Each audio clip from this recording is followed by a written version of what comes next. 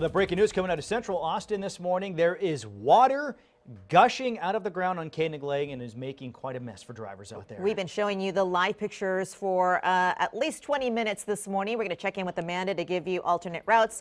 Streets are closed in that area. Chris Davis, though, live to you first for the latest on what you're seeing. Good morning.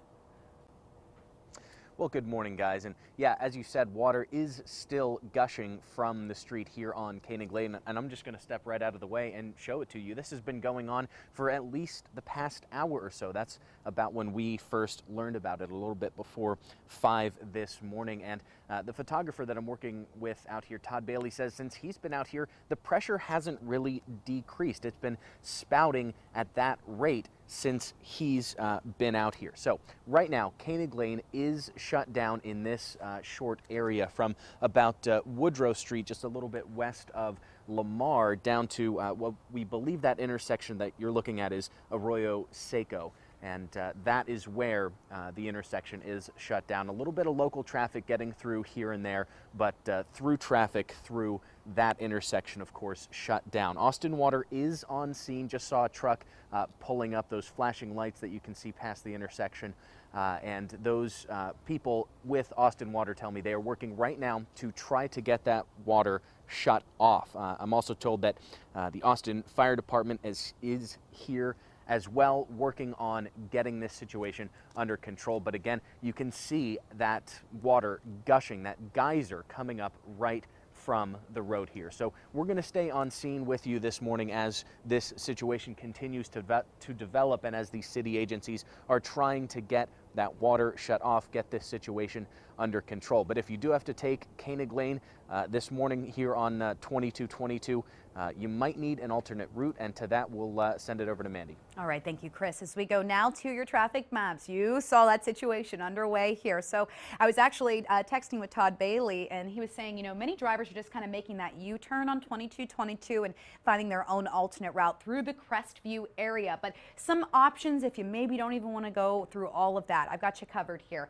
If you stick to those southbound lanes of Woodrow or even Burnett Road, Lamar, you have Houston Street or even 51st Street. You even have North Loop Boulevard to help you continue westbound. You can even stick to Hancock Drive. That'll help you get all the way over to Mopac. And I mentioned 51st. That's a great option over to I-35. Now, if you need to be north of this location, you have a few alternate routes here as well. Northbound Lamar, northbound Grover Avenue will both help you reach West Anderson Lane. You can use Anderson to get over to 183 or Mopac. No matter what, as we start to see our rush hour heating up, we're going to see delays really increasing in this part of town.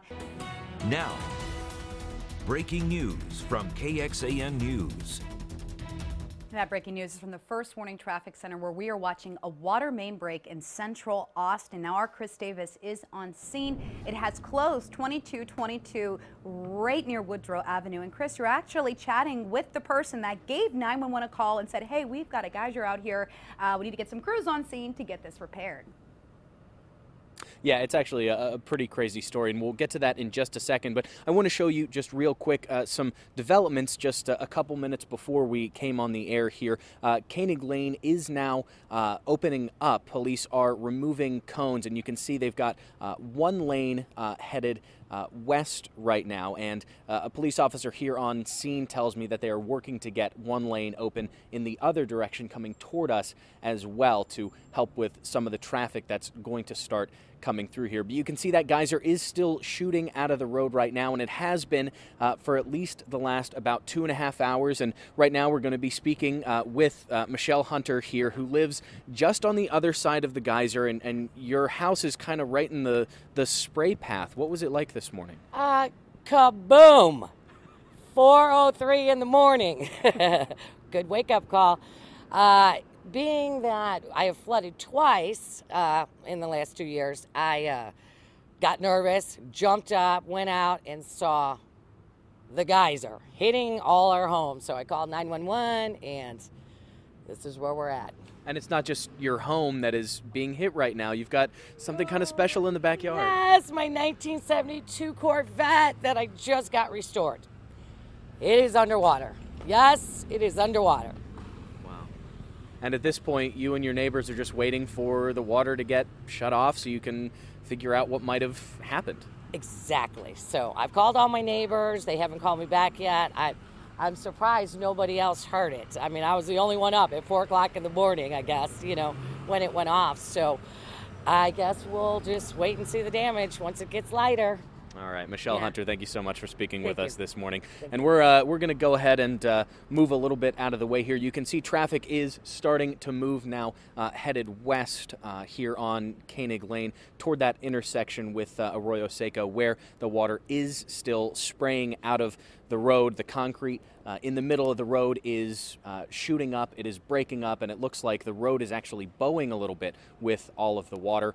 So we will continue to keep you updated throughout the morning on any developments as this continues to progress.